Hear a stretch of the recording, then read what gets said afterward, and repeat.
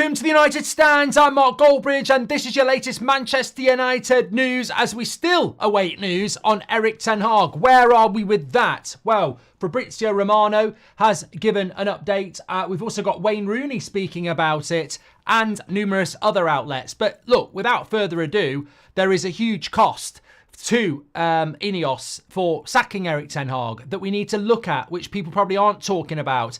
Probably up to £200 million, maybe more. When you're thinking of sacking Erik ten Hag, you've got to take that into account, and we will be taking that into account. But where are we right now this morning? Well, look, some people are saying, and we had a report in the Times last night, some people are saying that the fact that there's no news probably means there's not going to be any news, because basically, do they need to say anything publicly when they've already stuck by him once in the summer? Other people are saying, look, they may still be going to sack him. The decision might have been made yesterday and they need to speak to ten Hag. I think the further you move away from the meeting yesterday, the further I think it's more likely that he's going to stay, because how do you decide in a meeting yesterday that you're sacking the manager? And in the modern world, how do you keep that quiet? So look, Fabrizio Romano has said this. He said, look, something has got to give. They didn't speak about transfers yesterday because that will be discussed later on in the year, probably in December. And Erik ten Hag's future would be key in that. He said, you know, and I don't know when Romano said this. He might have said it last night. He might have said it this morning because it was in courtoffside.com where he does a daily piece. But basically, Romano has said, judge it hour by hour. So look, I don't think that's very useful, but when Fabrizio Romano is saying judge it by hour, I sort of get it in a way, because I think with every hour we move past that meeting, I think surely the longer you start to think that, well, they can't have any more meetings. I want to just hit this straight away, actually. So INEOS 200 million ten Hag payoff fear, right? This is how I'm looking at it at the moment, and I'd like to get your thoughts on it. If Manchester United sacked Erik ten Hag and gave you the job, maximum says Rud. Okay, Rud's a stopgap, mate. Like, I think it probably would be Rud, but if you give the job to Rud van Nistelrooy, he is not going to be the next Sir Alex Ferguson. He's going to be the next Ole Gunnar Solskjaer, and the press aren't going to let him forget that. Rud van Nistelrooy, at best, will be a holder. A night's watchman. You know, he is basically going to be somebody there to steady the ship. And even if it went really, really well, I don't think anybody wants Rud to be the coach anyway. I mean, I've seen people putting clips out of, I want Rud. Look at the way he's always animated on the bench and ten Hag sat there. And I'm like, oh my God, the scrutiny of stuff is hilarious these days. Like, have you seen Newcastle? Have you seen what their assistant coach does? He may as well be bloody on Strictly the amount of dance moves he's doing, and Eddie Howe's not that animated. The people saying he should be the coach. Sir Alex Ferguson for years had more animated people next to him. Brian Kidd, Steve McLaren. Just because your assistant coach is animated doesn't mean they're a better coach. So I don't think Rud van Nistelrooy is going to be the answer for Manchester United long term, and I don't think it will be allowed for him to be the answer long term, because the association with what happened with Solskjaer will just make it very difficult for anybody to really trust it. We might get people singing songs about buses for a few months, but the reality will strike very, very quickly, because he might get a bounce out of these players who are more than happy to, you know, work hard for 3 months, but after that they'll just go back to normal, and then people will be going, Rud's not the guy. If you want somebody, then we're going to have to get somebody in who knows what they're doing, and this is my point. If I was given the Man United job, or you were given the Man United job, whether you're Nagelsmann, Amorim, Tuchel, name a name, right? What's the first thing that you're going to think of when you come into that job? I need my own players. I need a left back. I want a midfielder. I want a striker. I want a centre back. I want a winger that can create. Like, there's probably 4 or 5 positions that you're going to demand straight away. Well, that's going to cost £300 million straight away. You have to have that. And if you don't have that, I read a brilliant piece last night. Somebody said, if Thomas Tuchel takes the job now, if it was offered to him, he's weak from the start. And what they were saying is, he didn't take the job in the summer because they couldn't agree on budgets and power over transfers. So if he takes it now, he's basically taking it from a weaker position where he's going, actually, I will take it even though I won't have control on the transfers. But that doesn't make it Thomas Tuchel then, does it? That doesn't make it him at his best. That makes him at desperate. I will take it now then because, there's nothing else for me. And it won't work. So we need, if we're going to replace the manager, there is a cost associated to that, whereby anybody is going to walk into that and have different ideas to what the current setup is. Anybody. I don't think there's a manager in the world that's going to walk in and go, give Ten Hag his 17 million, that's all you need to spend because I'm going to make you win the league with this squad. No one thinks that. I don't think even Ten Hag thinks that with the squad he has. So it's going to cost money. Now, when you look at why we might be getting delays or lack of information, in that meeting yesterday, if Sir Jim Radcliffe sat there and let's say Barada says, I think we need to sack Ten Hag. No, it wouldn't be Barada. Let's say Wilcox says, I think we need to sack Ten Hag. Barada's going to sit there and go, that's fine, Jason. I understand what you're talking. But the cost for us to do that, how are you going to justify it? Because sacking him 17 million will find the money. But when the new guy comes in, does your new guy want to work with this squad or is he going to want 4 or 5 new signings? Because I'll tell you now, Jason, we've just done a load of deals in the summer that we're going to be paying for next year and the year after. Like Xerxes, we won't pay off for 2 years because we're paying a little bit now, a little bit next year and a little bit after that. Same with Agate, same with De Ligt. We're paying off last summer's transfers next summer and the summer after. So you're going to bring a guy in that might not even want those players and he's going to want a load more players. Where are we getting the money from for that? Because I'm not opposed to sacking Ten Hag, but what I'm saying is, show me a guy that's not going to want 200-300 million pounds next summer, and where are we going to get that from? And that has to be a consideration that people don't want to listen to. But that will be a consideration in the dressing room, in the boardroom, because people talk about, oh, can we afford 17 million to sack Ten Hag? Of course we can. David Ornstein said it the other day.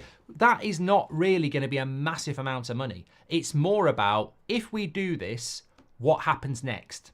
Because what happens next with a decent coach that a lot of people are shouting about, they will want to spend money. And where's that money going to come from? So when people say, oh, it's really easy, just sack the manager, they won't just be looking at, oh, it's really easy to sack the manager. They'll be looking at how much it's going to cost them under a new manager straight away, because a lot of managers won't take the job if they can't spend money, because they will look at the squad and go, the reason you're failing is because the previous guy... Look at what Mourinho did.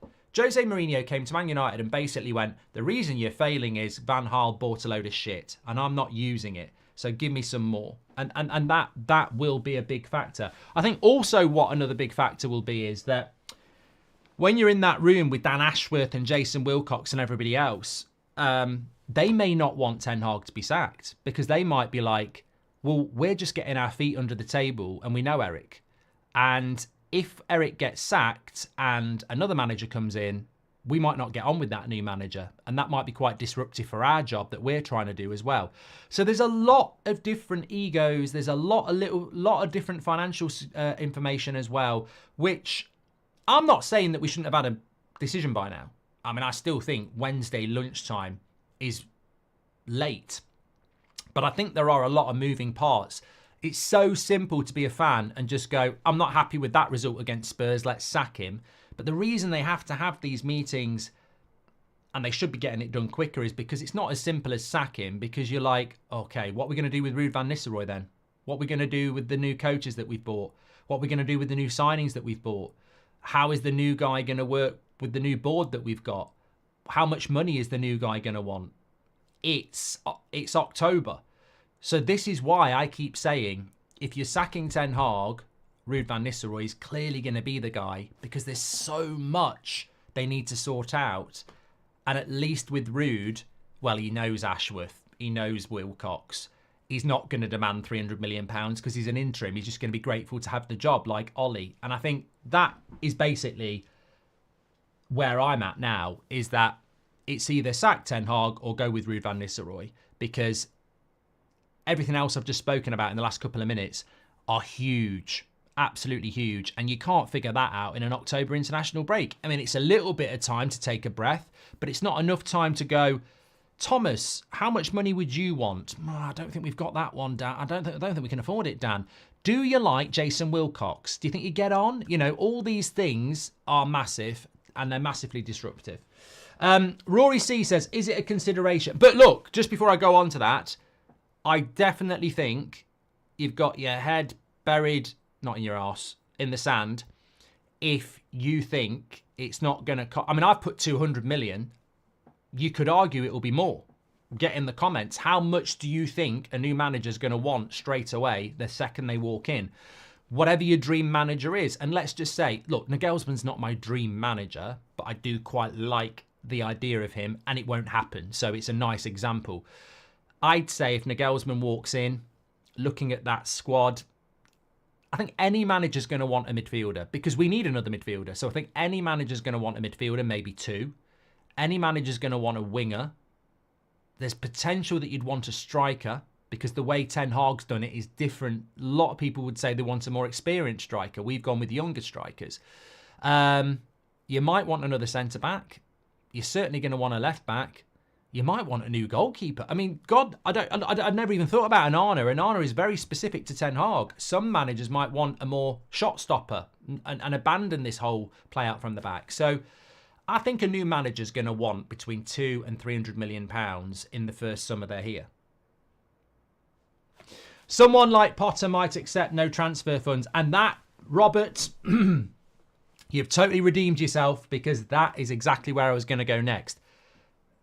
And that's worse than where we are now. If we go for a yes man, we're absolutely screwed. We're absolutely screwed. And that to me would be a nightmare. We do not want a Gareth Southgate or a Graham Potter who comes in like a puppet and sits there on. Look, I will admit, and I'd hope all of you would admit, that anybody who wants Ten Hag sacked isn't doing it because they want a puppet to come in and work with no budget. The reason you want Ten Hag sacked is because you have high standards, because you want to be the best. And if I asked you how do Man United deal with sacking Ten Hag, you're going to say, get this, this, this. Go and buy this, this and this. You're not going to go, let's sack Ten Hag and give the job to Potter and let's work with what we've got. That is not what people want at all.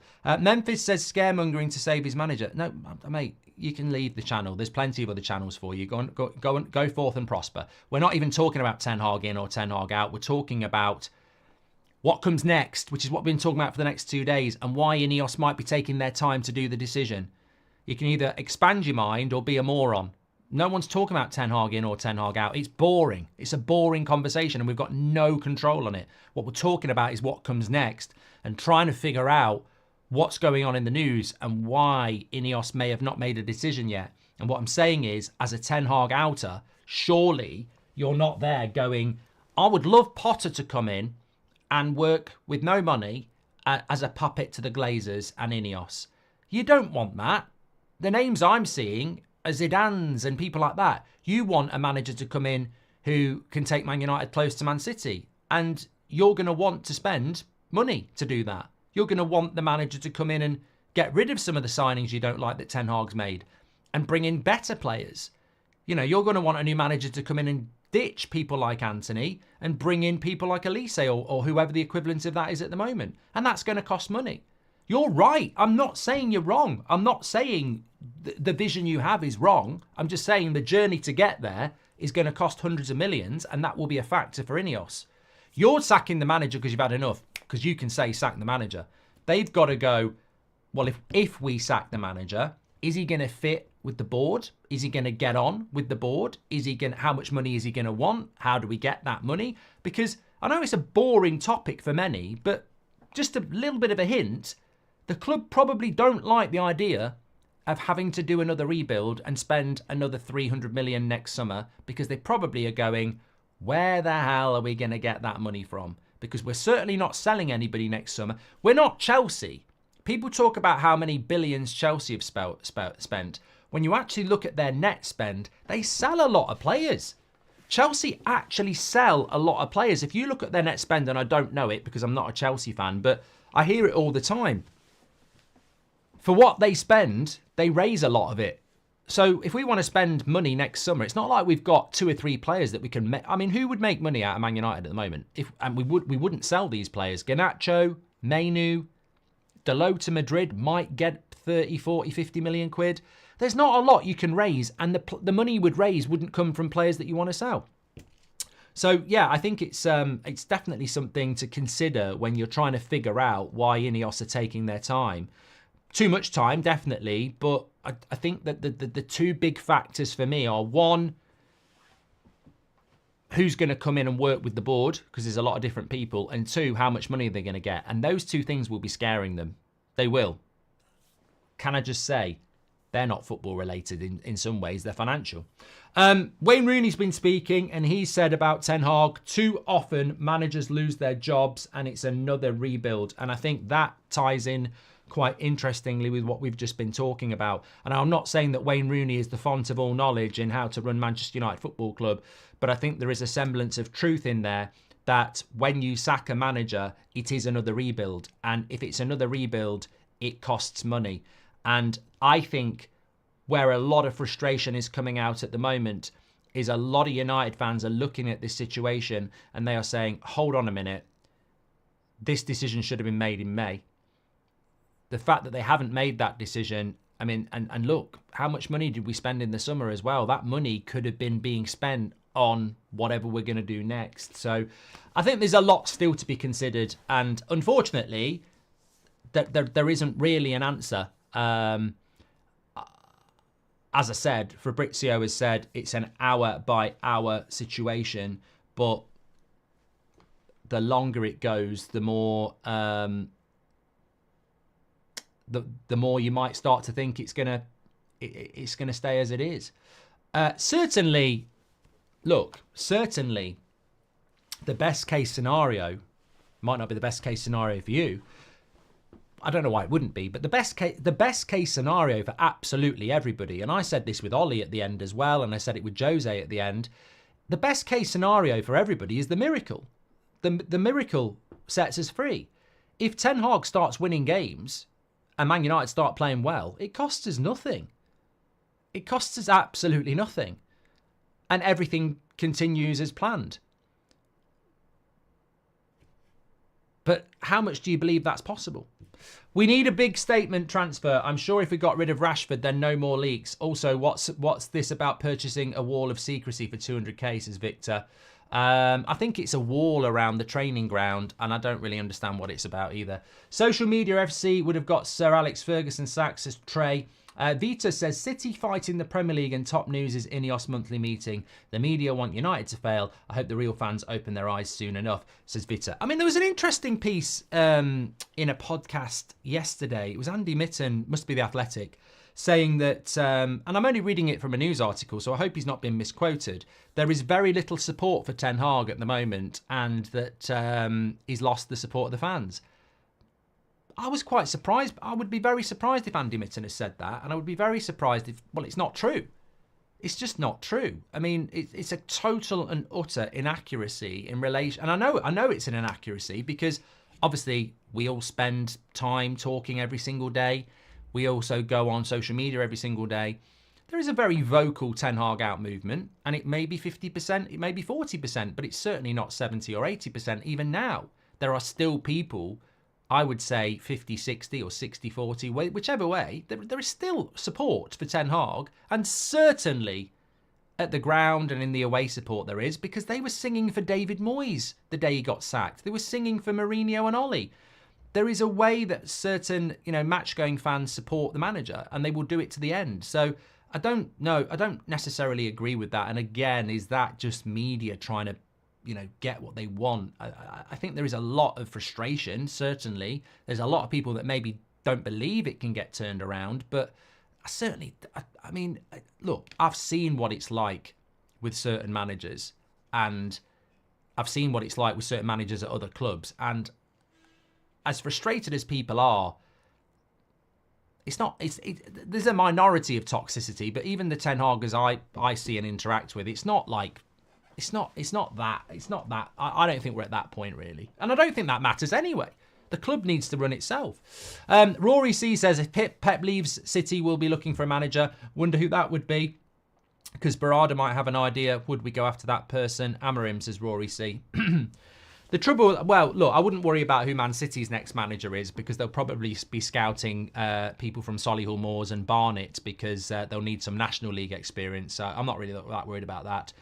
Rasmus says, what will it cost to keep Eric if he doesn't turn this around? We don't know what's going to happen, but this is not good enough so far. The cost of keeping Ten Hag and the cost of replacing him will be minimal. I mean, people talk about the Champions League like we qualify. I mean, I just can't get my head around some United fans. The cost of missing out on the Champions League is more costly than spending £300 million on a new rebuild. Well, it's simply not. I mean, it just simply is nowhere near the same cost. And also, why are we throwing in Champions League cost when we don't qualify for the Champions League that often? It's normally 1 year on, 1 year off. So some would say the leap year comes around more often than we qualify for the Champions League, but that's too far. It's more, we definitely qualify every other year, don't we? But we can't be factoring in Champions League revenue as, part of our losses when we don't qualify. Since Sir Alex, we don't qualify for the Champions League enough for us to be able to put that in our revenue. I think United would like to put it in their projected revenue, but it's arrogant. It's arrogant to say that, well, we've missed out on Champions League revenue. We've not been good enough for 10 years to consistently get Champions League revenue, and that's part of the problem. Adrian says, we need a manager to get the best out of the squad in a certain style of play. Ten Hag is showing no style of play or getting the best from the players. Well, I disagree with that, Adrian. I honestly think, I don't want to talk about Ten Hag in or out, because I think we're past all that. And also, I think style of play is a conversation that is just so, it's misused. There is a finite conversation about style of play, but it gets thrown around by absolutely everybody. And what's the style of play of Brentford? What's the style of play of Everton? What's the style of play of Aston Villa? Tell it me in 3 words. You won't be able to do it, because it's just a word that's been thrown around by the media. We have a style of play. We've seen the style of play. We saw it in year 1. We didn't see it last year because it was a shambles. And in games this season, we have seen a style of play. But it's this lazy analysis of there's no style of play. You could literally clip that up and do one of them funny compilation videos where, where they do footballers saying at the end of the day, you could do style of play from, so many people. Style of play. What's style of play? What's style of play? What's style of play? It's so boring. It's so boring because it's actually deeper than that. We were talking about this yesterday. Why is it Bruno Fernandes is playing more long passes as a number 10 than double the long passes as a number 10 than any other top number 10 in the Premier League? That's a style of play. You don't like the style of play is what you want to say. We have a style of play. You don't like it, Adrian. It's not that we don't have a style of play. You just don't like the style of play, which is a better way of phrasing it. And we were talking about this yesterday. We have a tendency in the final third to play Hollywood passes, hero balls. We don't look after the ball. We shoot from distance. Not as much this season, to be fair, but we certainly look for Hollywood balls. We're looking for balls over the top, the long diagonal. The style of play can be chaotic, but it is there. It's just that you don't like it. I can't handle another manager sack in the middle of the season. Let's just wait until summer. It's not like we will get relegated with Ten Hag. It's 10th with Tuchel. It's 8th at best. Let's be real, says Pantels. Apparently, if Man United sack Erik Ten Hag in October, it's the earliest we've ever sacked a manager. I think that's right, because somebody was telling me a few weeks ago that Ron Atkinson in '86 got sacked in November. Jose was definitely December. Moyes was certainly March. And I think Ollie must have been November. So this would be the earliest we've ever sacked a manager. Now, is that something, again, INEOS want on their CV? They want to be different to the Glazers. Do they want to be straight away breaking a record for sacking a manager earliest in the season ever? I'd never even thought of that. Is that something that bothers them? I wouldn't have thought so. But they did publicly back him in May. They've given him money, and then they're sacking him in October. Is that too soon for a guy that you've publicly backed? I don't know. Working with the new board and their transfer strategy is probably a big reason why Ten Hag was kept in the summer. Why talk with managers and not change unless you felt you couldn't work with them, says Patrick. Tom Grant says, morning Mark, if Man City can get away with it, then it proves that FFP is flawed. Transfers, outgoing sponsors, I see as only way out of this. Someone like Potter might have done that one from Rory. Is it a consideration we're still way below the billion we need to spend to compete? So the funds need to be spent regardless of the manager, says Rory C. Yeah, look. I said when Ten Hag came in after Rangnick, and many of you agreed with me, that how much would it take to take Man United to the level of Man City? Billion. We've spent about 600, so we should still be spending another 400. And Omar Barada said it himself in the summer. We need to have more summers like last summer. So I think there will be, and you're right, Rory, there will be a consideration that we do need to keep having summers like last summer for the next few. And I think United might be trying to do that. But it's still going to cost more to start another rebuild than it would be to carry on with this project. The way I would put it is this. If you have £1 billion to build, not a billion, if you've got £100 million to build the best hotel in the world, or however much it costs. I don't want to set up any hotel. I don't want to upset any hotel project managers. But say you've got £100 million to build a £100 million building, okay? And halfway through that project, so you've still got 50 million left. You fall out with the designer, and you sack them, and you recruit a new designer. You need another 100 million. You don't need 50 because they're going to want to build their own project. They're not going to build the other half of someone else's. So we still need to spend money, but it'll be more money if you start another project. And also, Man United don't have access to huge amounts of money. We just don't. We need a coach who can improve the players. We have to be one of the only clubs where players do not improve and massively decline. INEOS need to see that the investment they make now will change the club, says Joe. Vitor says, INEOS meeting to discuss several things and Erik Ten Hag's future. The media don't know nothing. The media, Twitter, Player FC want us to fail. Speculative prats. If you want animation, watch Disney, says Guy Fawkes. And Mark, how bad will be too bad from here to sack Ten Hag, says Sanel. And David B says, is Zidane available? Zidane has put a statement out quite recently saying that his life is full at the moment. Brailsford bought England cycling team from the Ashes. He should know what to do with Man United by his theory of marginal gains. We see it with Man United, although slow, says Mikhail. Mikhail, I think you probably just dropped the most divisive comment of the morning, because some people will go, yeah, Brailsford can do this, but then some people will go, an English cycling team is not the same as Manchester United. And it certainly isn't. The scrutiny, that English cycling team would be nowhere near what Man United get. Arne Slot came in with no funds and is top of the league. That's the worst comment I've ever read, Warren. I'm sorry, I don't know whether you were going for that, but absolutely terrible comment by Warren there. I'll explain why. Arne Slot came in with no funds and is top of the league. Arne Slot inherited Jurgen Klopp's team that he'd built over years and years in a style of football that was very similar to Arne Slot. Erik Ten Hag inherited the worst Man United Premier League side ever, with the most toxic dressing room ever, with a style of football that was basically kick and rush. So, yeah, there's no comparison, Warren. There's no comparison. Unfortunately, there's not. And what I will say is that if Erik Ten Hag does get sacked and we bring a new manager in, are we going to compare him to Maresca and Ange and Slot when he doesn't win his first 4 or 5 games? I don't think you can. I think the enormity of the Man United job cannot be compared to any other job. I don't know why people look at what Ange does at Spurs or what Emery did at Villa or what Slot does at Liverpool, because straight away in seconds I can go, well, that's massively different to this situation. That's massively different to that situation. I don't even agree with people comparing Ten Hag to Arteta. A lot of people say we should keep Ten Hag because Arsenal stood by Arteta and they finished 8th 2 years in a row before they started getting into title races. But straight away, in seconds, I can say, but you can't compare Arsenal Arteta to Man United Ten Hag, because Arteta was allowed to get rid of Aubameyang and Ozil straight away. Where's our Aubameyang exit? Where's our Ozil exit? We've not done that to anybody. Ever.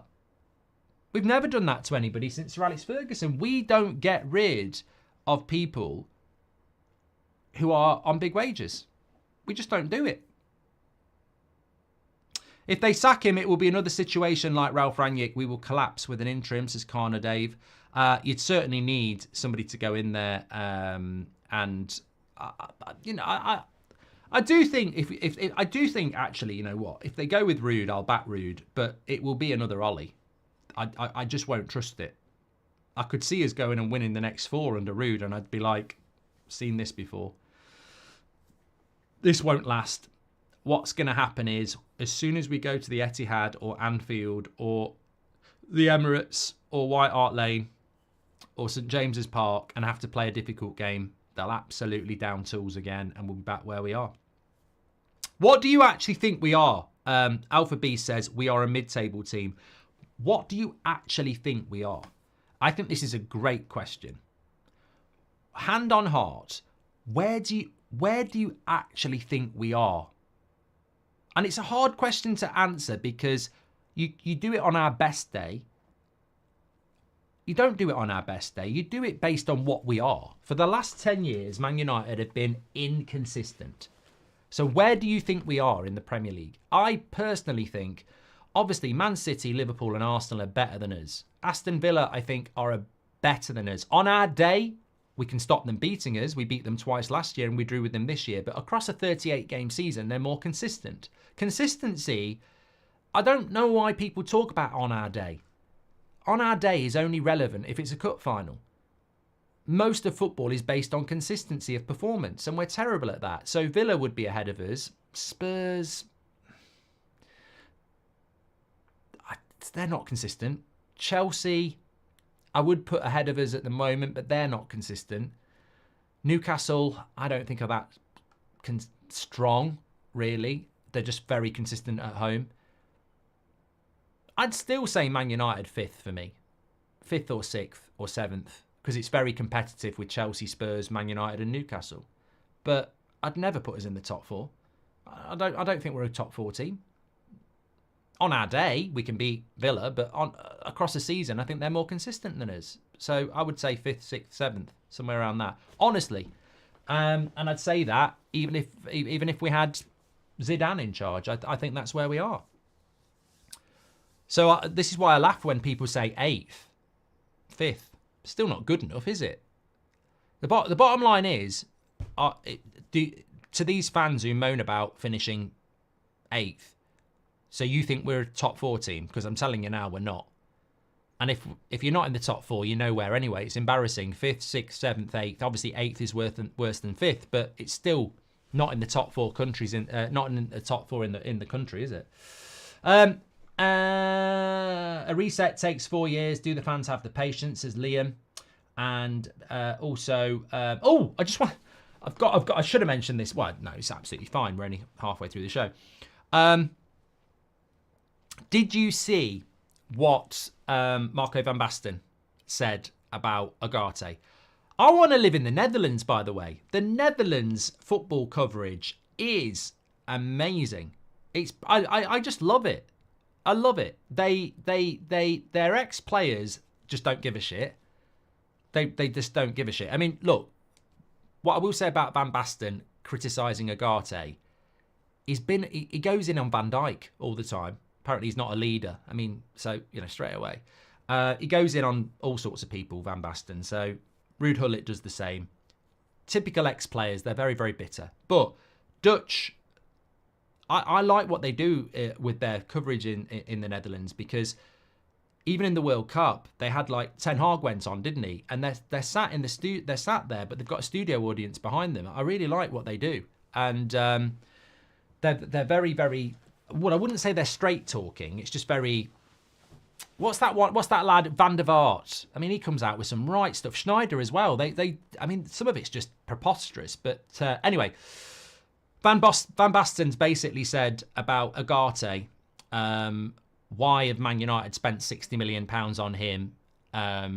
And then the commentator was saying he's only played 2 games. He says, I don't care if he's played 2 games. He's worth about £12.5 million. Some people have jumped on that. This has got nothing to do with Erik ten Hag. Why in our fan base are we so happy to throw new players or young players under the bus when they've not been given a fair crack of the whip? Gravenberch at Liverpool didn't have a very good first season, and he is now looking very, very good. Judging players after 2 or 3 games is incredibly thick. Judging players after 2 or 3 games who were thrown into a shit show is even more thick. Van Basten's talking out his arse. Ugarte may be a flop. He's not one yet. And please remember that it's actually Man United's recruitment specialist, best-in-class, super-duper board that went for Ugarte. And the reason they went for Ugarte was because everybody on that board, from Wilcox to Ashworth to Barada to Favel to Ten Hag to Rud, all agreed Ugarte was the guy to sign. So let's not be allowing these external bitter people to take a pop at our football club and, you know, basically slaughter new signings that haven't been given a fair crack of the whip yet. And also, I guarantee during the Copa America, if somebody'd said that, they'd have been absolutely destroyed because Ugarte was playing very well in the Copa America. And I guarantee when he was at Sporting Lisbon, people would be destroyed for saying that because loads of people wanted to buy Ugarte. He's just down on his arse at the moment. He's in a situation as a new signing in a club that's not doing very well where he's an easy pop. Because guess what? He's a new signing at Man United, and every new signing that comes to Man United's got to play like prime Maradona or they're a flop. And we've got to be very careful about what we're doing with our new signings because they are here for a long time. Whether it's Mazraoui, De Ligt, Xerxes, Ugarte or Yoro, who's not played yet. I mean, how's Yoro going to get treated? This is what worries me. He's 18. If he doesn't come in and start playing like prime Virgil van Dijk, he's going to be called a flop, isn't he, as well? We need to protect them. We need to protect them and deal with this sensationalist bullshit that you get in the media to try and, you know, derail Manchester United. There's a grown-up conversation to be had right here, right now, and externally about the future of the manager of Manchester United. But let's not start throwing other things onto that bonfire just to try and make it bigger. Like there is a manager conversation, and externally to that, there are players that are new that really should not be being thrown under the bus. And I don't know whether Ugarte is going to be a success or not, but you've got to trust what Manchester United are trying to do. And I think Ugarte represents, as much as any signing we've made this summer, an INEOS signing. This is a signing that board, whoever's on it, there'll be external people on it as well who are head of recruitment. They all agreed that this was the signing they wanted to do, and they spent all summer trying to do it, and they got it done. And I think there's plenty of reason to be negative at the moment, but I think some people, when they're negative, they start pulling other things in and going, and this is shit, and this is shit, and this is shit. The situation at the moment that's shit is the situation with the manager and what is going on. And that will continue for a little bit of time, no matter what happens, whether they keep him or not. But I do think that, I mean, the way I would put it is, if they had sacked Ten Hag on Monday, would you be calling Ugarte a flop today? You'd be more positive, going, now we might see this, you know. So I find it, I think certain outlets just wake up in the morning and go, let's talk about Anthony again. Let's slag the lit off. I mean, I saw, was it Chris Sutton was basically body shaming De Ligt. He says he's in the gym too much, he's too bulky. Are you stalking De Ligt, are you? How do you know he's in the gym too much? Maybe genetically that's his body shape. It was like talking about when he was at Ajax, he was a lot thinner, and he's clearly spending too much time in the gym. You know, Chris, instead of talking out your arse, why don't you do a bit of research? Maybe when you look into his family, they're all quite... Look at Wayne Rooney. Wayne Rooney wasn't in the gym. Look at his parents. It's a genetic thing. That's the build of his body. Maybe, I don't know what Luke Shaw's parents look like. Maybe that's just genetics as well. But it's incredible what people let come out of their mouth. He's in the gym too much. You know, some people will have visions of De Ligt being up at 6 o'clock in the morning with his protein shake pumping iron. I very much doubt he is. But this is the sort of bollocks that gets attached to Man United. And it's just allowed to happen because there's so much of it. And some of it is Clownsville. It's circus time. It's incredible. And no other club gets that sort of scrutiny around their players. And at some point, we're going to land on a period where it might work. And it'll get derailed by stuff like that. Which is why, even in the bad times, you've still got to call out the shit stuff. Because when we're doing well, those sort of things could derail us as well. Because ultimately, I think that's what they want to do. When's TUSFC back, says Joshua? Hopefully get one edited today and get one up tomorrow. And I'm planning on doing United Career Mode this afternoon at about 3 o'clock as well. Alien says, gyms are for people who can't play football. I genuinely don't think De Ligt is in the gym. I don't even look at his body and think he's in the gym. I don't. I just think it's a body shape as much as everybody. Look, I'm quite, I wouldn't say thin, but trim, maybe. I think if I ate 3 McDonald's a day, I'd have a bit of a belly, but I wouldn't look like De Ligt, wouldn't look like Luke Shaw, wouldn't look like Wayne Rooney, wouldn't look like Casemiro. Everybody's got a body shape, and it's such a dangerous thing when you start talking. I mean, look, some of our fans are vile, the stuff they've said about Luke Shaw. Even if it's banter, it can damage people. But, pundits saying he's spending too much time in the gym, it's bloody terrible. I mean, if that's, well, look, that's why he's on Sky, and that's why it's fell off, because it's just shit, absolute shit. But look, back on point. Let's bring it back on point. Louis says Agate is not a bad player, it's the tactics. I don't even think it's the tactics, mate. I actually think Ten Hag was right. I found it very frustrating at the time, but I'm old enough and calm enough to admit it. I hated it when Ten Hag said when we bought Agate it could be weeks before he's ready to play. And I remember saying, what's this rubbish? He's been playing in the he's played for Uruguay, he's ready to go. And I think sometimes, I'm probably like everybody else, I moan and shout about something because actually it probably is true and it frustrates me. And there is obvious evidence that it takes time for players to get used to the Premier League. I mean, we mentioned Gravenberch. I've mentioned Fabinho in the past.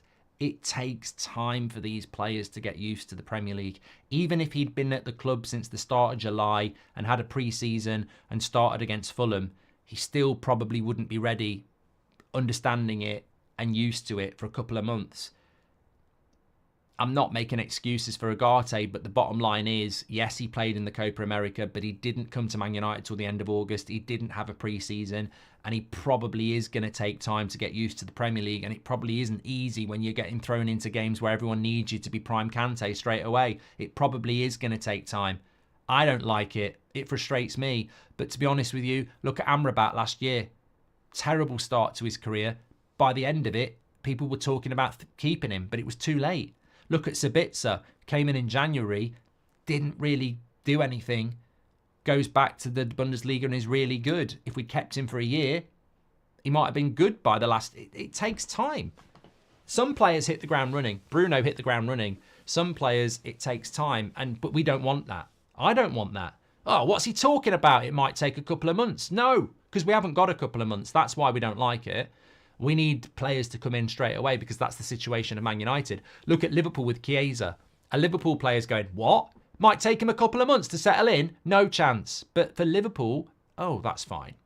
We've got Salah, we've got Gakpo, we've got Diaz. Doesn't even matter if you flop, mate, because we've got other players. But take your time, feed him in gradually. And we're not in that position to do that. And I'm one of the biggest moaners about it. No, we haven't got time. He's got to go straight into the team. But logically, same with Xerxes, same with De Ligt, same with Mazraoui. Mazraoui started well and has even said, I'll be getting better. The more I play in this league, the better I'm going to get. But he's actually done quite well. De Ligt obviously hasn't settled completely. He's done good and bad. Xerxes, probably been more bad than good. Agate, probably been more bad than good. But they're all going to take time. And then one or two of them might flop. But I still think that you've got to give them time. Move Ten Hag to the board and hire a new manager, says Eric. Nah. We've waited for 12 years. Can we wait for 2 or 3 more, says Mikkel. I don't think we've waited for 12 years, though, have we? I think we've been moaning every step of the bloody way. So where are we at the moment, then? I mean, look, I like... Oh, my God, that's a stretch. Oh, that's a good stretch. Live on air. Oh, sponsored by... I can't think of anything to do with backs. Can't beat a good stretch. I like what Romano said. It's an hour by hour thing, and I think that's the best way of looking at it, because I think it helps with the frustration. You just got to go hour to hour. It was making me laugh last night in the live chat about how many people who said, I've just spent all day refreshing Twitter for nothing. And I didn't do that yesterday, but I have done it on transfers in the past. And I think you've just got to go hour to hour, because if you don't, Paul Rice is sponsored by Mother Nature. If you don't go hour to hour, then you're just going to get frustrated. And what I mean by that is there could be some... I won't lie.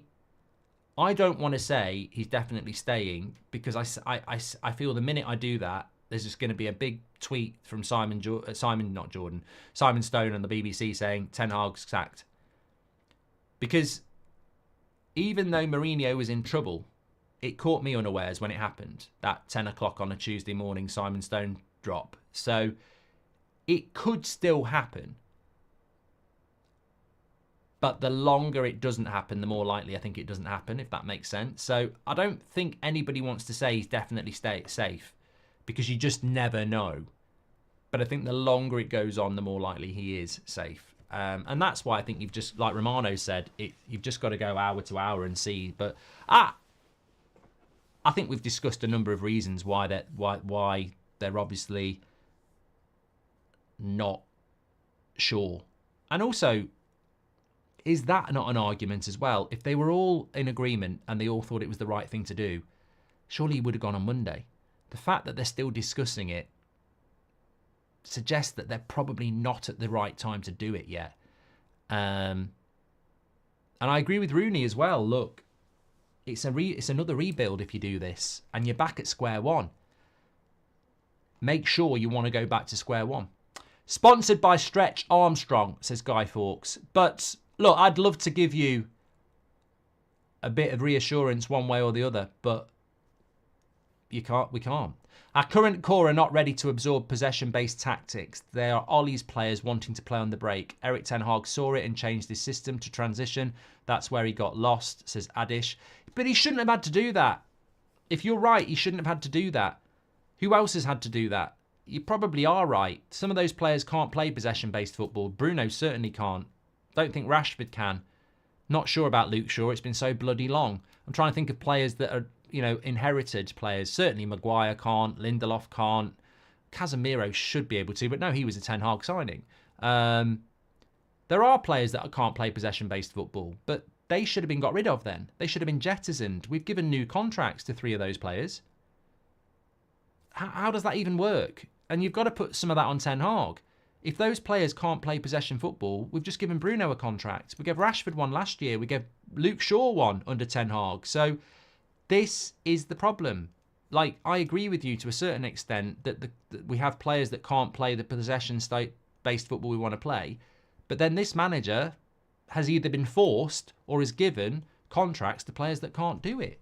So you can't really defend Ten Hag on not being able to play his style of football because he's got players who can't do it when you've given contracts to people who can't do it. Now, if he comes out in 18 months and says, I was forced to give contracts to these players because they wouldn't sell them, that's a different story. But we can only go on the facts. And ultimately, he doesn't drop Bruno, does he? So, my younger son has been selected to represent his country's football team here in India. He plays left back, says Mojo. If he's 19, well, 18, maybe even, Amas doesn't get game time at 17. Get him a trial at United. Do you think Sir Alex... That's fantastic news, by the way, Mojo. Very, very proud. I'm sure you are. Big Z says, do you think Sir Alex Ferguson sympathises with Ten Hag and is perhaps one of the voices to stick with him, considering his own start? Mate, you never know. On paper, Sir Alex Ferguson should be in Ten Hag's corner.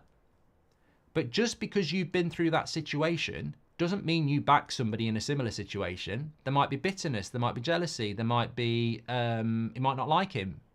He might not like the way he treats certain players. So I don't know. I don't know. And it'd be unfair to say either way, wouldn't it? Adama Traore spends too much time at the gym. The guy's a tank, says JD. Apparently he doesn't. It's natural. Imagine that. I'd love that. I'd love to wake up in the morning and be like Adama Traore naturally.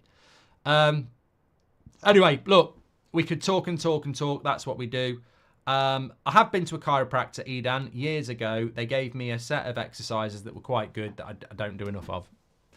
Thanks everyone for watching. Make sure you smash a like and subscribe. We're back alive at 2 and 8. Mojo's just gifted 20 memberships, you see. If you hang around long enough on these shows, you might end up with a badge. Absolute legend. DWD got one as well. I'm back at 2 o'clock, so I'll tell you about career mode then. But have a great day, whatever you're doing. And obviously, look, if anything big happens, we'll react. I'm like you, though. I just want to know either way now because I've got content I want to make about the team. But it's just, well, it's going to get to the point where I'm just going to start moving on because we can't just live out to hour, can we? Take care. Speak to you on in a bit.